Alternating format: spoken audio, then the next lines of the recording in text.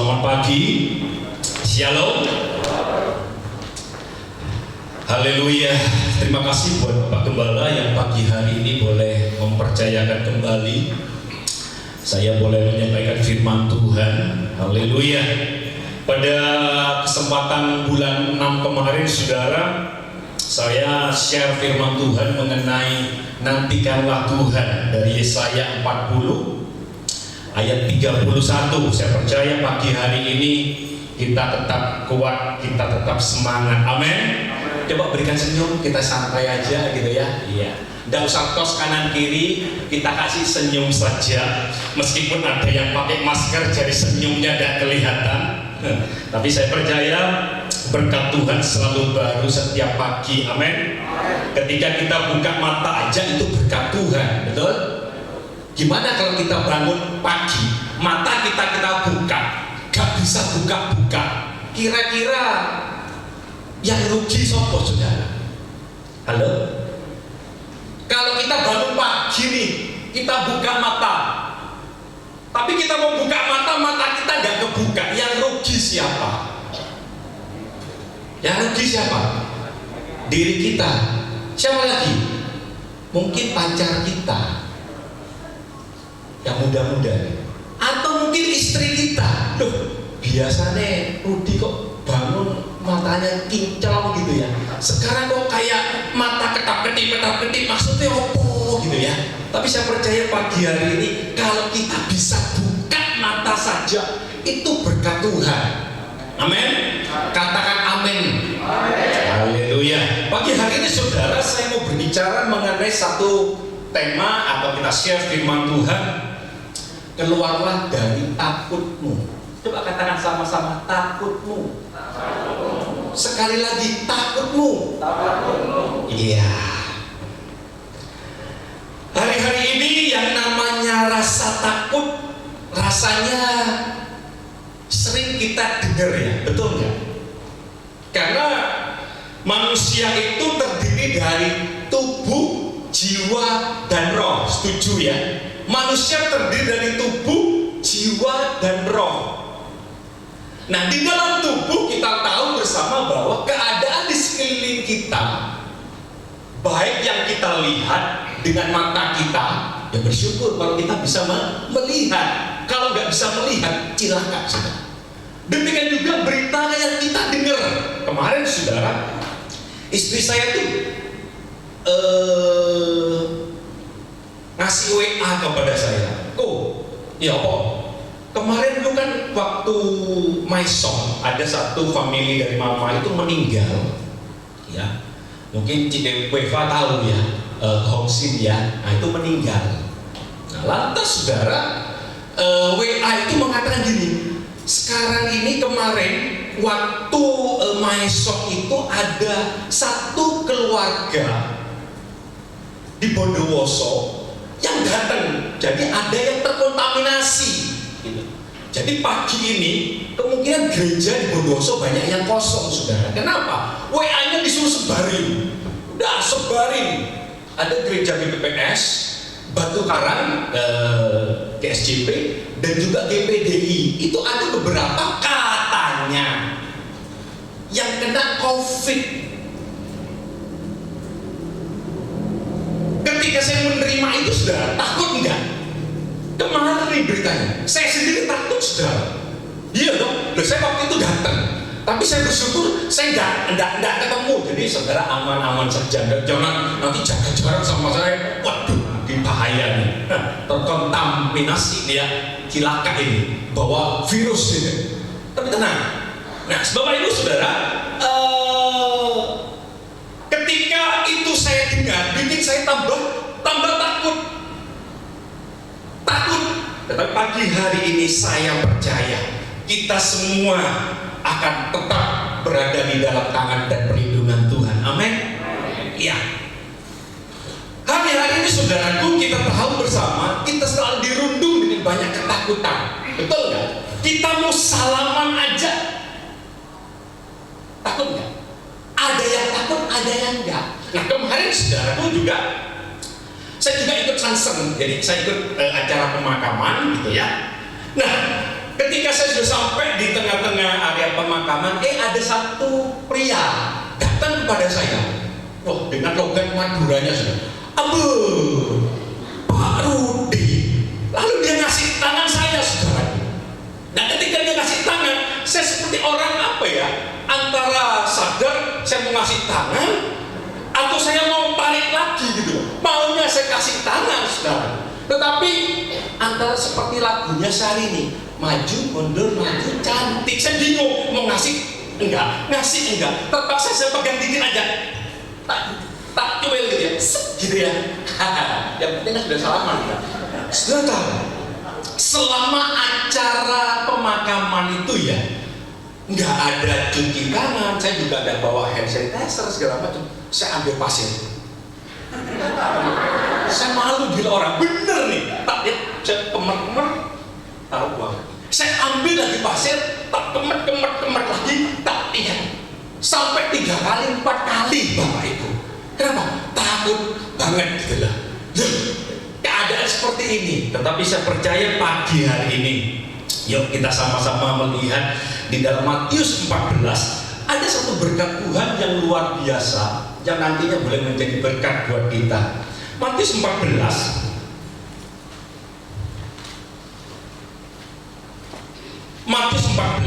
ayat yang ke-22 23. Saya akan bacakan bagi kita semua. Sesudah itu Yesus segera memerintahkan murid-muridnya naik perahu dan mendahulunya ke seberang. Sementara itu ia menyuruh orang banyak pulang. Dan setelah orang banyak itu disuruhnya pulang, Yesus naik ke atas bukit untuk berdoa seorang diri ketika hari sudah malam. Ia sendirian di situ. Perahu murid-muridnya sudah beberapa mil jauhnya dari pantai dan diombang-ambingkan gelombang karena angin sakal.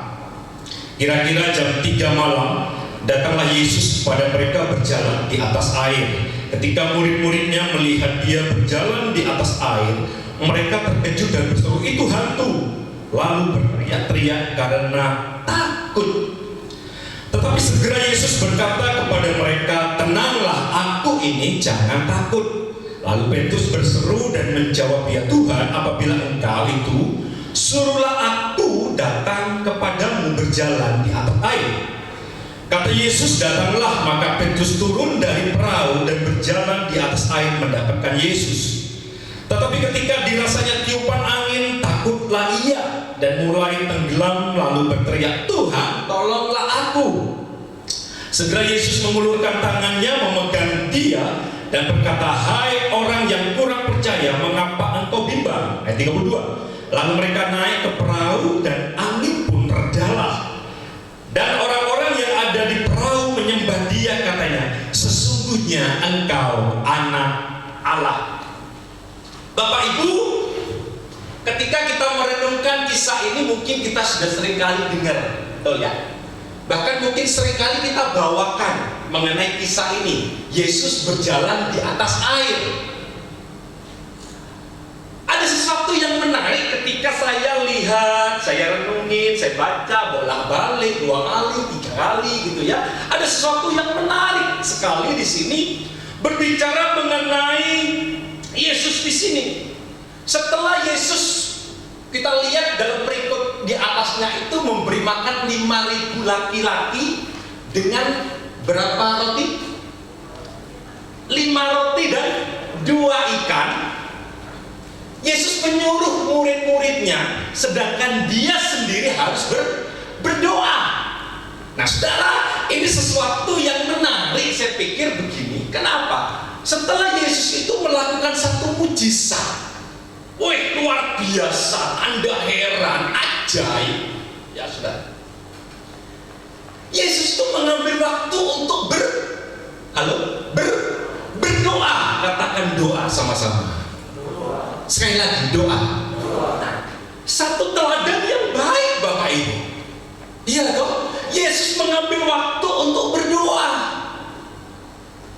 Saya percaya di sini kalau setiap keluarga kasih surgawi, ketika habis mengalami berkat Tuhan, kuasa Tuhan, habis disembuhkan, habis kita mengalami lawatan ini suami istri ambil waktu berdoa.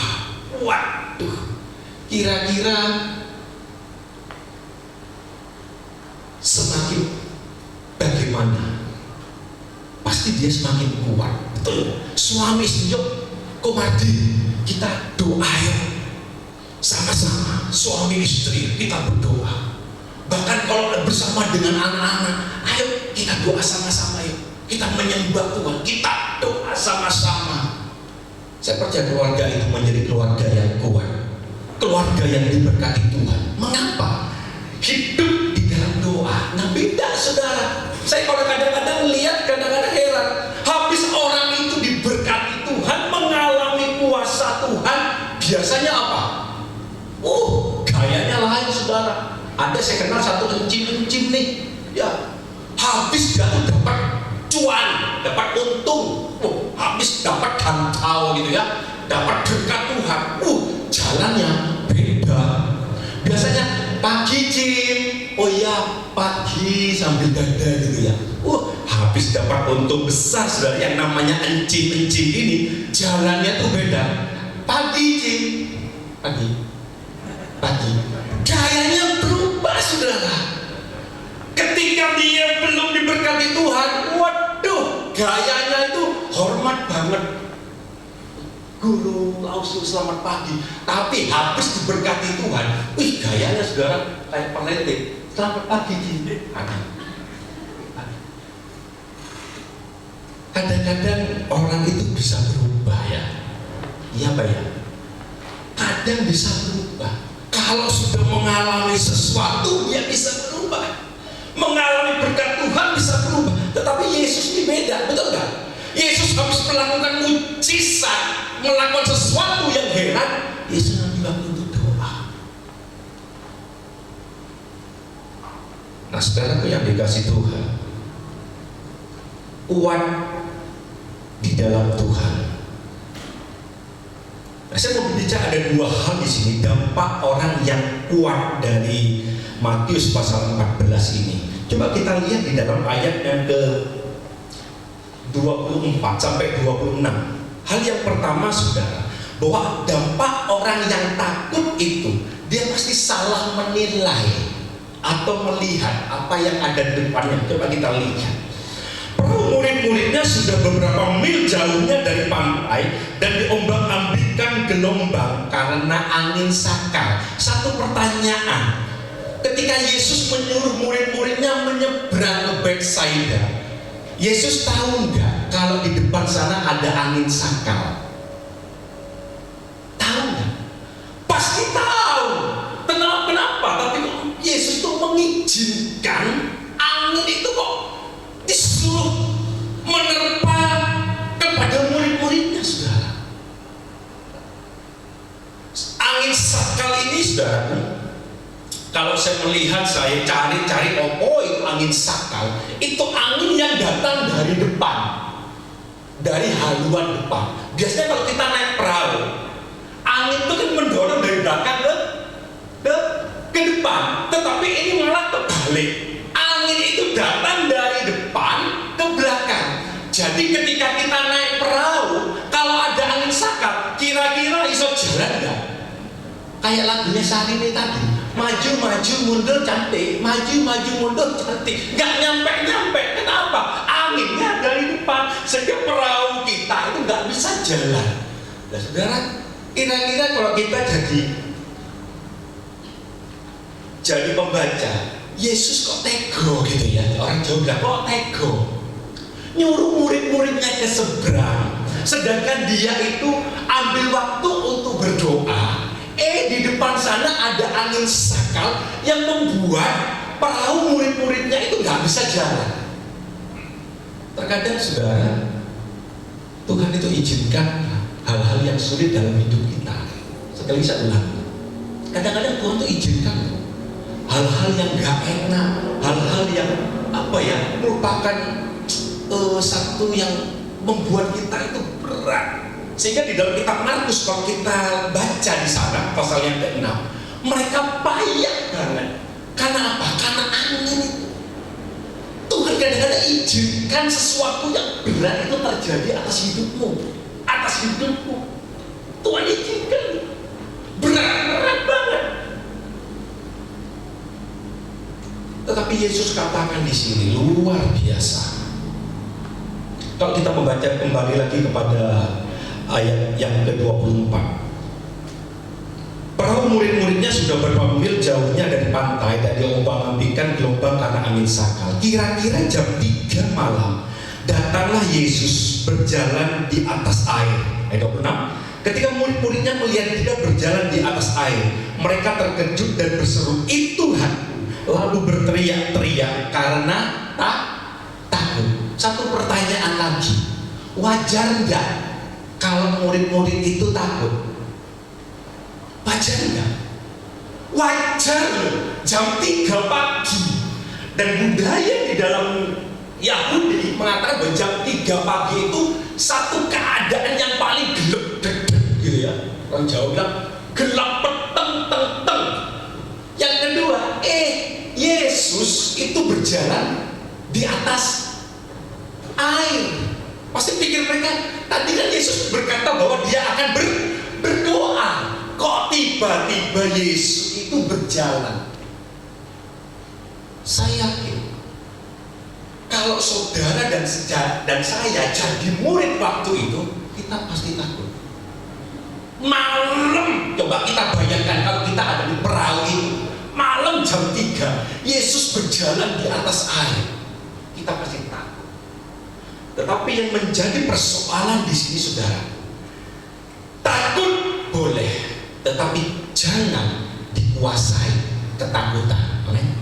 Boleh kita takut dengan keadaan di sekeliling kita hari-hari, boleh takut. Kita mau salaman takut, kita mau ketemu orang rasanya, waduh, hati-hati, muncrat. Ngomongnya nanti bahaya ini, nanti nyampe ke saya kena. Nah, sudah. Ini hal-hal yang ada di sekeliling kita. Tetapi saya percaya hal yang luar biasa di situ. Yesus menemui murid-muridnya untuk apa? Untuk menolong. Amin. Yesus datang kepada murid-muridnya waktu itu hendak menolong. Tetapi karena murid-muridnya dikuasai oleh yang namanya ketakutan, apa yang terjadi? Mereka berkata, itu hantu. Saya masih ingat, saudaraku, waktu Posma, kalau nggak salah angkatannya Samuel, jadi angkatan ketiga, itu ada Samuel, ada Yanuar, ada Andreas, sama si Acong Arif. Ya, saya masih ingat waktu itu kita habis Posma, ada Komardi, habis Posma di Gor, Bapak Ibu. Gimana? Kamu siap-siap? Kalau dulu Posmanya di Gor, lalu jalan ke STT sini, siap-siap, lalu sampai di pertigaan Gideon Musik, mulailah mereka start tujuh, sip, wah, berani, udah berangkat. Kalau nggak salah ada Kak Abi, waktu itu ikut juga ya, karena dia waktu masuk telat, jadi nggak ikut Posma. Ketika sampai di kuburan Cina, saudaraku, kita tuh sudah punya rencana dasar. Si Mukti sama Wawan itu memang tukang usil banget gitu ya. Mereka itu sudah pakai baju putih, mukanya putih, semua putih. Di kuburan Cina dia sudah sembunyi. Wah, sudah siap saudara, ala pocong. Wah, sudah kemapet ini. Soalnya tahu apa yang terjadi ketika mereka sampai di kuburan. Saya sudah tahu nih, pasti si ini pasti yang takut, bener saudara. Ketika itu Mukti sama Wawan satu dari kanan, satu dari kiri. Saya masih ingat, saya lihat aja. Sampai mereka jalan, mereka dengan semangat nyanyi. Lagunya kalau nggak salah lagu apa?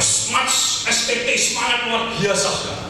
Ketika mereka sudah sampai, mereka sama-sama dua, tiga.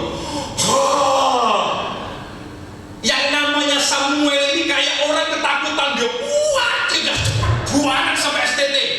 Biasanya larinya itu pelan, karena takutnya luar biasa. Samuel ngacir sampai STT, sampai sini, sampai tegang banget. Saya pikir, loh ini kan namanya ditakut-takutin. Pertama dikatakan apa? Sip, aku berani. Nyampe sini suruh. Sampai dia tuh wajahnya tuh, waduh, bener-bener dikuasai. Oh, ternyata orang takut tuh seperti ini, gitu ya. Nah, saudara dikasih Tuhan, mengapa kita seringkali dikuasai takut? Kenapa? Mengapa Samuel tadi ketika di posman dia takut? Karena dia nggak fokus, betul nggak? Dia nggak konsentrasi. Murid-murid pun begitu. Kalau dia benar-benar dalam kondisi yang fokus, konsentrasi ke depan, saya yakin perkataan bukan perkataan negatif. Karena dia sudah tahu siapa Yesus. Meskipun dalam keadaannya gelap sekalipun, oke lah, bisa lah mereka takut. Dan pasti di dalam koridor kebenaran, yaitu kepositifan. Ayo saudara, ketika engkau takut, boleh gak? Boleh, monggo. Tapi jangan sampai kita dikuasai oleh ketakutan. Karena ketika dikuasai oleh ketakutan, maka kita akan salah, pandangan kita akan negatif, pandangan kita akan selalu tidak membawa dan menjadi berkah. Amin. Itu yang pertama. Yang kedua, dampak orang yang takut. Coba kita buka di dalam ayat 28 sampai 30. Lalu Petrus berseru, menjawab dia, Tuhan, apabila engkau itu, suruhlah aku datang kepadamu berjalan di atas air. Kata Yesus, datanglah. Maka Petrus turun dari perahu dan berjalan di atas air, mendapatkan Yesus. Yang kedua, dampak orang yang takut itu menghalangi mujizat terjadi. Katakan mujizat. 2, 3. Sekali lagi, mujizat. Yes. Ternyata ketika kita membaca, bukan hanya Yesus yang bisa berjalan di atas air, betul? Petrus pun bisa berjalan di atas air. Saya percaya sudah di tengah-tengah keadaan yang sulit hari-hari ini, semuanya sepi. Saya lihat potong rambut nih, yang biasanya saya potong, itu biasanya rame, antri orang 2, orang 3. Sekarang melompong, nggak ada yang potong rambut. Salon di sebelahnya juga ada salon Ratna namanya. Di sini nggak ada yang namanya Ratna kan? Oh ada, Ratna ya. Biasanya salonnya tuh ada orang yang nunggu di depan gitu ya, antri. Sekarang sepi, semuanya sepi. Tetapi saya percaya saudara, ketika kita belajar dan benar-benar hidup di dalam Tuhan, kita seperti Petrus. Amin. Kita berjalan di atas air. Enggak masuk akal Petrus bisa berjalan di atas air. Tetapi yang menjadi pertanyaan saudara, aku dikasih Tuhan pada ayat yang ke-30, ayat 30.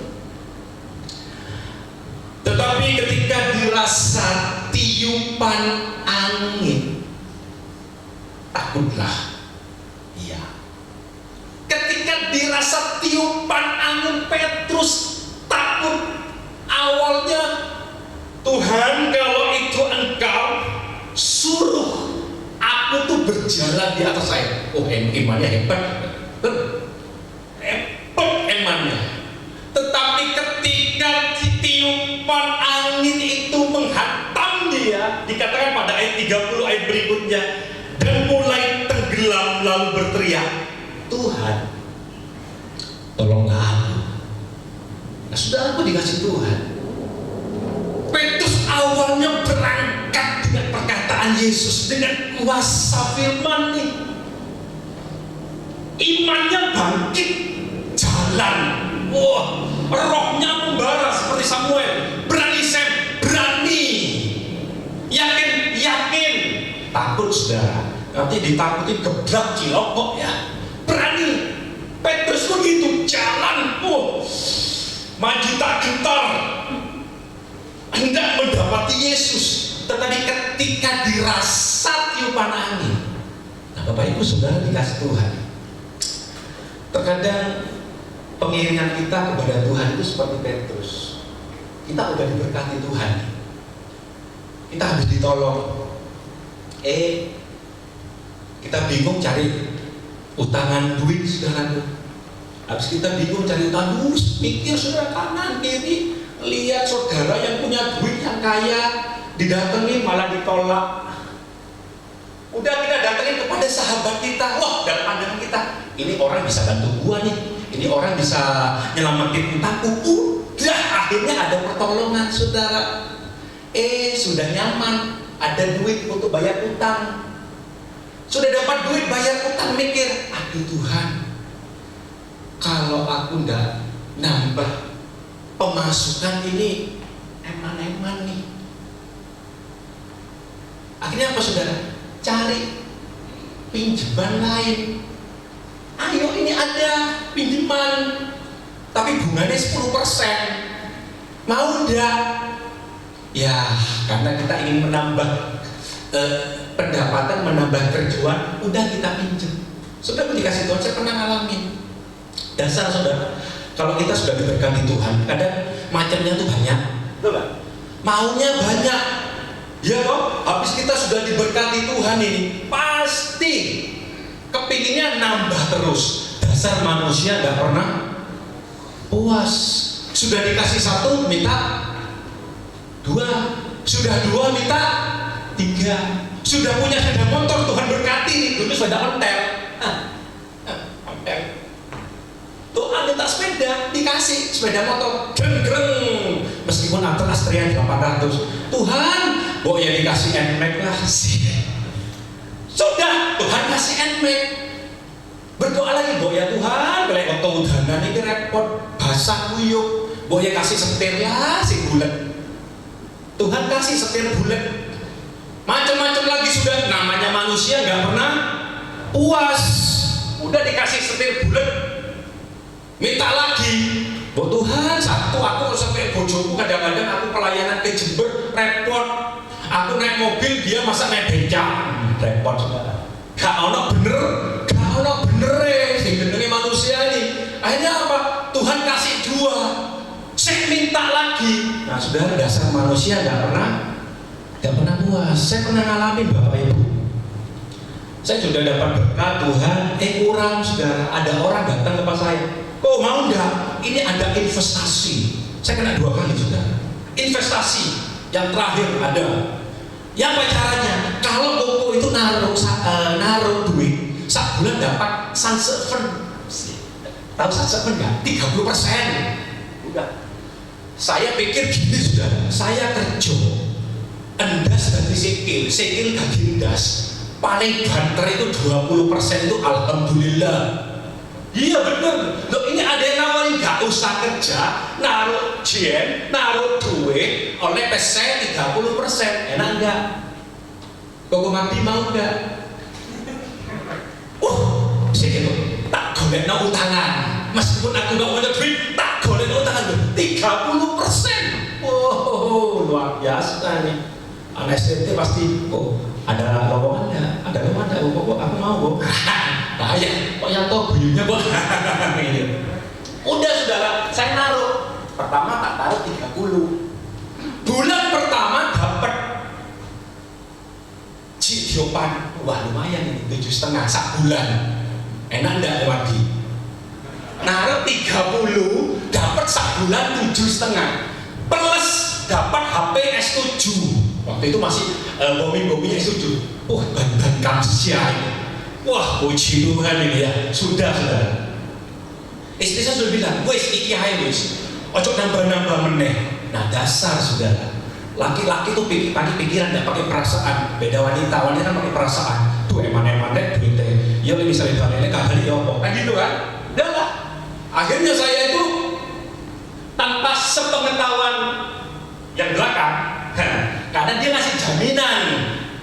Pokoknya kalau nggak balik duitnya tak ganti. Waduh, sampai sekarang orangnya ada. Udah tak tambah. Lumayan nih. Sudah dapat Ciopan, dapat S7, tak tambah lagi. Sunset Udial, tak tambah 35. Dalam hati saya mikir gitu.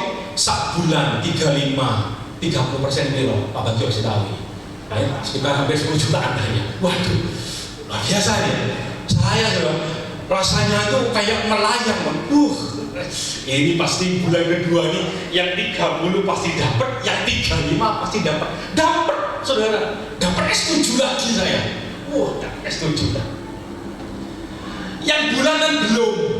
Wah, dapat S7 lagi. Waduh, kok tambah menggiurkan ini. Ya, tambah sip dapat HP lagi.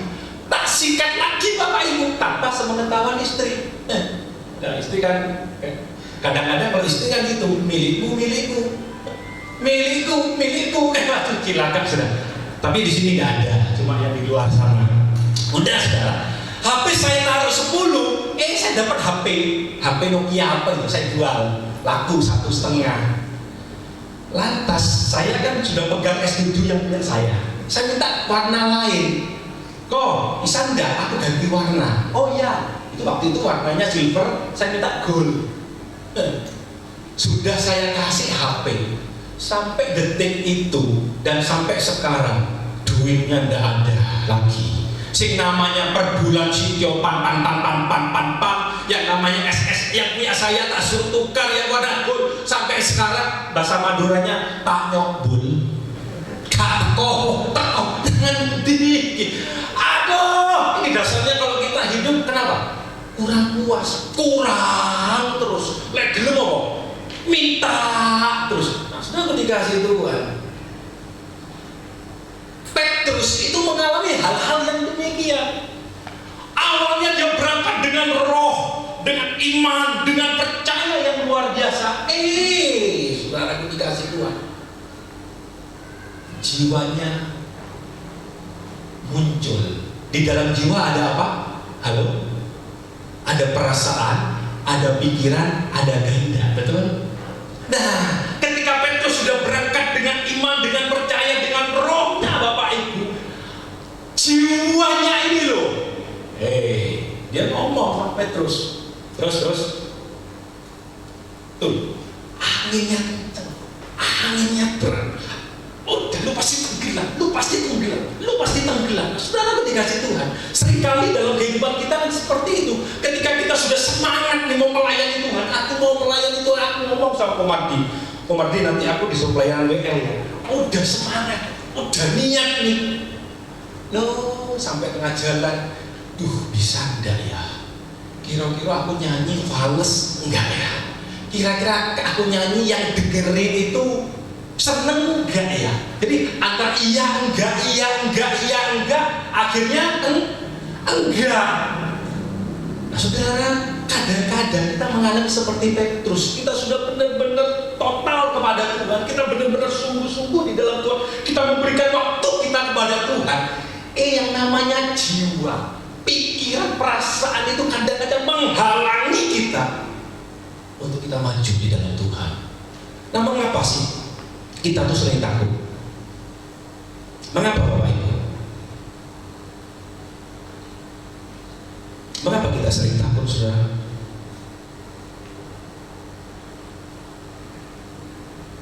Karena jiwa kadang-kadang dominan dan mengalahkan roh kita.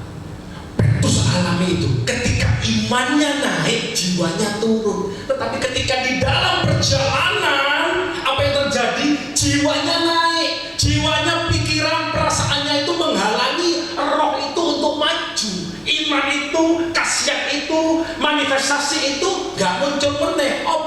Karena rohnya itu sudah mulai turun. Rohnya sudah mulai kalah dengan perasaan, dengan pikiran. Dan saya percaya saudara pagi hari ini, ayo kita mau keluar dari rasa takut kita. Amin. Kita mau keluar, kita mau bebas dari rasa takut yang menguasai kita. Dan saya percaya hanya firman Tuhan yang mampu melakukan itu semua. Yang pertama sudah, coba kita lihat dengan cepat.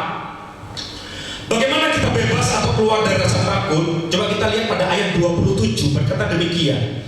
Tetapi segera Yesus berkata kepada mereka, tenanglah, aku ini, jangan takut. Yang pertama, bagaimana saudara dan saya bisa keluar dari rasa takut? Apa dikatakan? Tenanglah, katakan sama-sama. Tenanglah. Tidak usah ngomong kepada kanan dan kiri, katakan sendiri, tenanglah. tenang. Saudara, saya melihat di dalam Kamus Besar Bahasa Indonesia, kata tenang ini tidak gelisah, tidak kacau, tidak ribut. Perasaan hatinya itu tenang, aman, nyaman. Itu perasaan tenang. Nah, di dalam kisah ini saudara, masalah terbesar yang dialami oleh murid-murid bukan masalah angin sakal.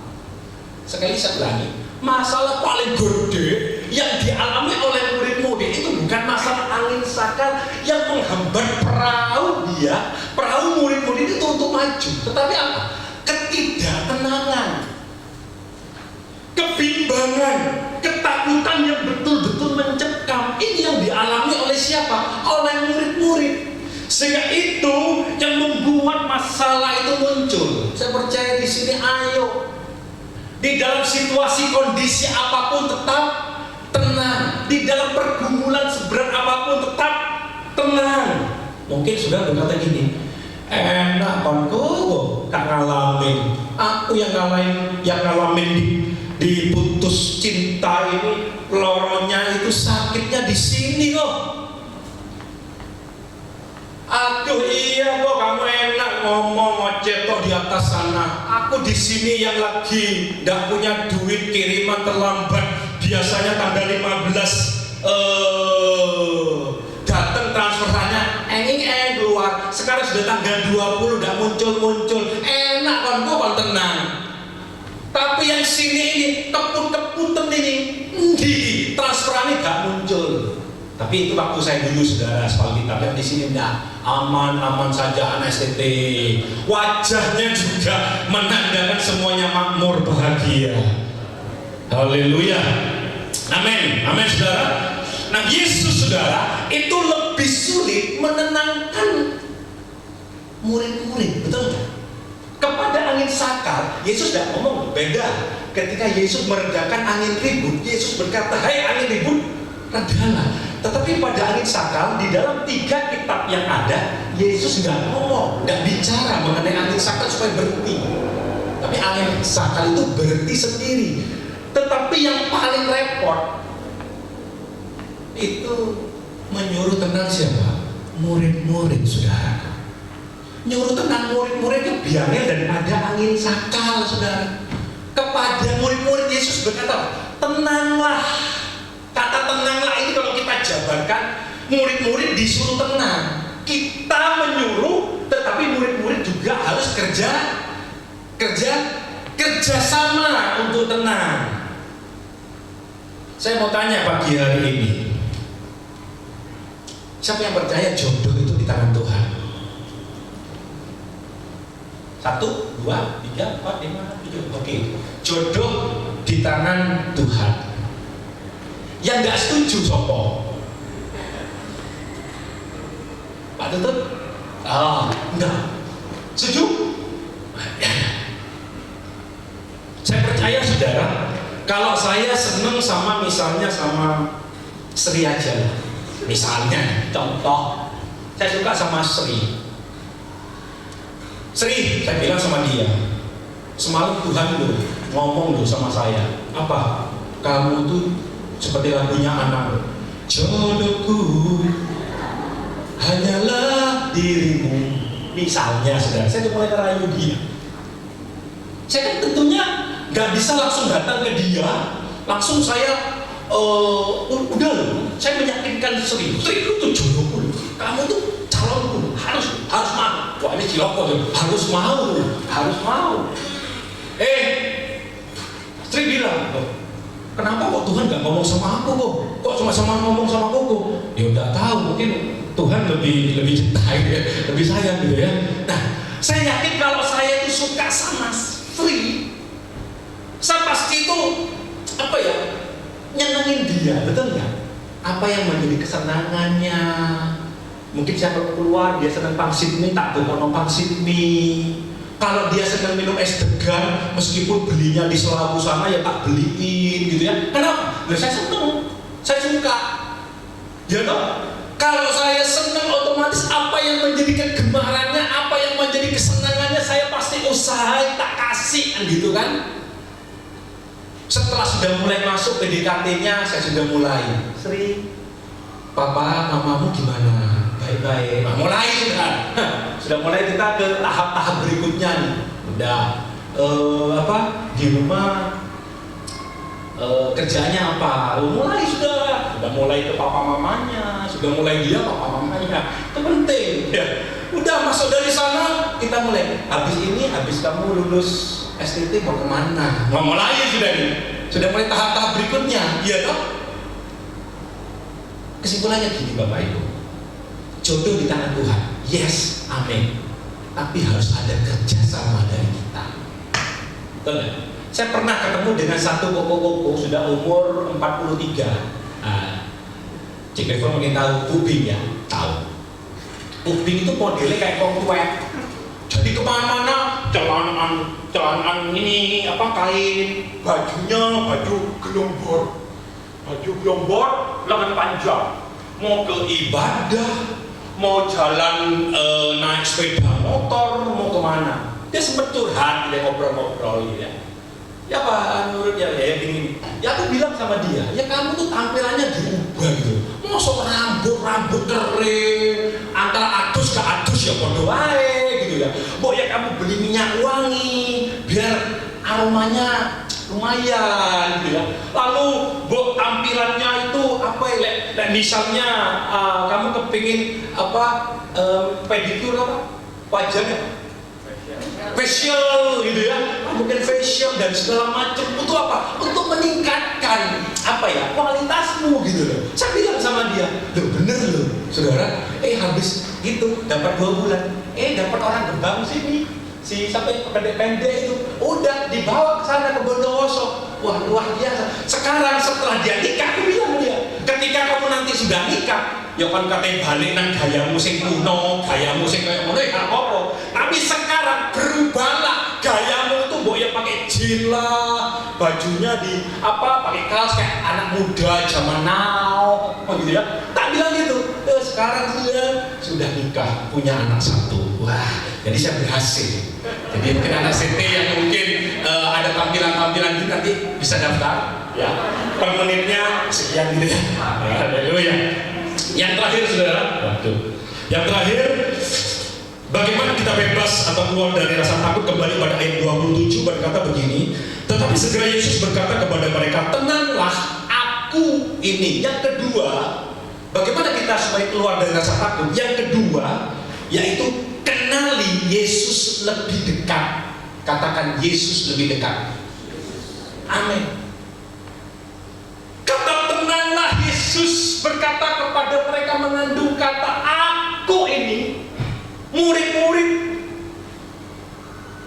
Yesus ingin supaya mereka itu mengenal Yesus lebih dalam. Amin. Mengenal Yesus bukan hanya ikut Tuhan seperti mereka habis alami mujizat nih, kasih makan orang 5.000 laki-laki. Bukan cuma seperti itu saudara. Nah kalau kita dalam kisah ini, pribadi Yesus itu digambarkan dia mengatasi angin sakal, dia berjalan di atas air, dia berada di dalam mengatasi hukum alam. Itu Yesus waktu itu. Ini yang Yesus mau tekankan. Kata aku ini, tenanglah, aku ini. Murid-murid harus mengenal Yesus itu lebih dalam. Nah bagaimana pengenalan kita hari-hari ini? Mungkin kita katakan, aku udah jadi orang Kristen udah lama. Mungkin sejak kandungan ibuku, aku sudah jadi orang Kristen gitu ya. Kita ikut sekolah minggu, remaja, pemuda, benar. Tetapi pengenalan kita kepada Tuhan itu kita harus pertanyakan. Kita kena sakit dikit aja pusing, aduh Tuhan, iki repot ini sakit udah sini. Ini penghalang ini. Akhirnya bingung sudah. Dikuasai takut, ini pasti COVID ini. Dikit-dikit COVID. Sekarang orang tuh lihat, ada sirene lewat, oh COVID itu. Orang batuk-batuk, kita mundur, aduh bahaya, COVID ini. Ada orang, saya itu ada. Kemarin anak buah saya perempuan itu batuk-batuk. Waduh ciloko ini. Kalau misalnya dia langsung pakai masker, nggak tahu mau. Ayo pakai masker, nggak enak. Aku tahu dia kan perempuan, pakai lipstick sudah. Anda kayak tadi penari tamburi, acido apa segala macam. Aku tahu. Dia cuma alasan aja, dia bilang panas. Tapi sebenarnya apa? Supaya kelihatan cantik, maju mundur cantik gitu ya. Gayanya aja. Waktu itu dia kelihatan batuk-batuk, bilang mau lewat karena pulang. Ternyata sudah cuma flu biasa. Cuma gara-gara cuma flu pilek tak mulai. Kenapa? Takut COVID. Kenali Yesus lebih dalam. Dari hari ke sehari, ayo kenali dia. Di dalam bahasa aslinya yaitu diambil kata ginosko, pengenalan seperti suami dengan istri, bukan hamba dengan tuannya, sahabat dengan sahabat, enggak. Yang Yesus mau pengenalan yang lebih dalam, lebih ngerti, lebih dalam lagi, betul enggak? Tidak ada pengenalan yang lebih dalam selain suami dan istri, betul enggak? Ya, saya tahu istri saya itu kalau senang makan itu kudu ono sambel. Beda dengan saya. Kalau saya dikasih sambel terus mulus. Kalau istri saya malah seneng dia. Sambel satu itu ya, satu tempat itu habis dia seneng sambel. Kalau saya beda, saya seneng kecap. Kalau ada kecap, kadang-kadang istri saya protes, lu tuh kok soto kecap. Rawon yang mbek kecap, mangan opo mbek kecap, suwi-suwi apa Sugeno orang yang produksi kecap, dia bilang gitu. Iya. Lalu saudara istri saya tuh, saya tahu dia banget, saya tahu dia tuh kalau suruh kuliner itu senang. Oh, apa aja cocok. Mau makanan kering, makanan basah, setengah kering, doyan.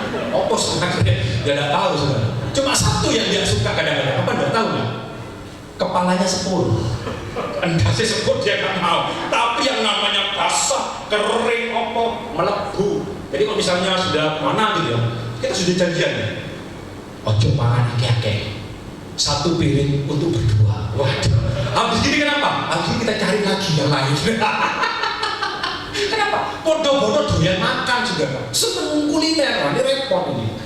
Nah, saya percaya saudara, kalau kita mengenal Yesus lebih dalam, kita mengenal dia dari hari ke sehari lebih heran, maka pengiringan kita kepada Tuhan akan semakin kuat. Kita boleh takut, boleh, tetapi jangan sampai dikuasai oleh ketakutan. Dampak orang takut, kita sudah belajar bersama pagi hari ini, salah menilai atau melihat apa yang di depannya. Yang kedua, itu menghalangi mujizat Tuhan. Bagaimana supaya kita keluar dari rasa takut? Hanya firman Tuhan yang mengajar untuk kita tenang dan kenali Yesus lebih dalam. Berkat Tuhan atas kita. Amin.